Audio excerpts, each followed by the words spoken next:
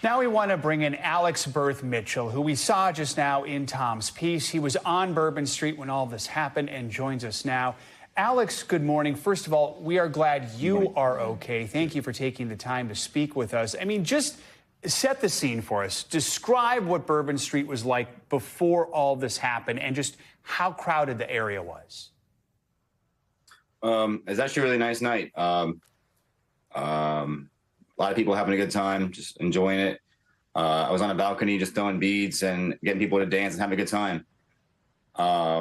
It's a crazy that same balcony that was on at the beginning of the night was how the night ended. And a complete opposite. It was quiet. It was eerily silent. And all I heard was screams and police sirens.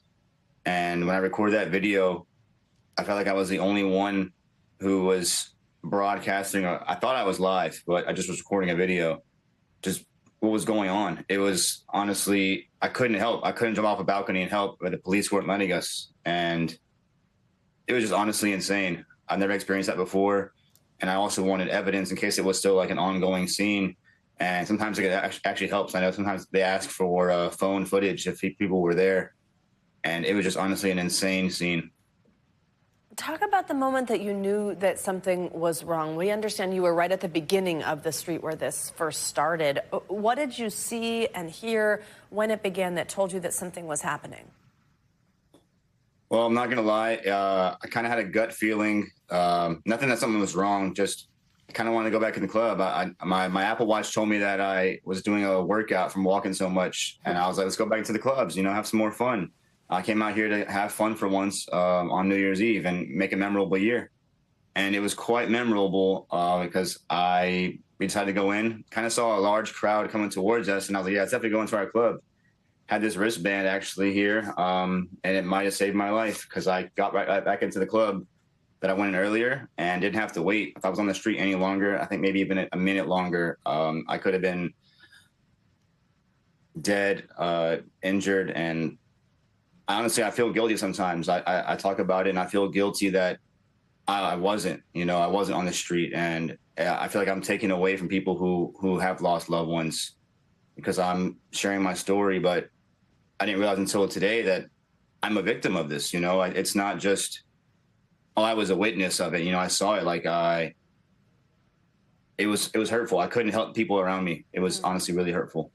You mentioned you had a bit of a gut feeling. With time, I'm not sure if you're able to maybe reassess why that was, but you and your friend mentioned in the piece we saw a moment ago how it just seemed like the suspect had free reign. Are you surprised there weren't barriers there or any more security there? I really can't say that. On one hand, I've done Uber and Lyft, and I'm well aware that at 3 a.m., they do let the barricades down. The trash trucks have to come through. The street sweepers come through. But it was New Year's Eve. It's massive crowds, still pretty busy even at 3 a.m. So throughout the whole night, we'd been up and down Bourbon Street and all around just the French Quarter. We got there pretty early just to have a good time and get the vibes. And the barricades were not up at any point throughout the night. And there were police vehicles blocking, but it's honestly insane. You can see in the video, the driver did go around the cop car and flew through. It was like people have mentioned, they made an effort. There was a police presence, but if there's a will and a way and someone wants to hurt people, they're going to find a way to do it. And it was just pretty bad. Before this incident, did you feel safe in the French Quarter? And what about now? I felt pretty safe. Honestly, the way that it felt out there, it was just, there was police officers everywhere. You would never expect this to happen. There was vehicles, police, they had cordoned off it was honestly kind of hard to park because they wanted to make sure that it was a secure area. I felt happy. I was feeling good. I wanted to go out and have a good time. By all means, I felt safe. I never expected this to happen at all.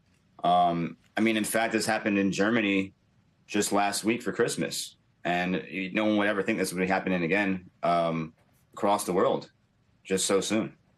Thanks for watching. Stay updated about breaking news and top stories on the NBC News app or follow us on social media.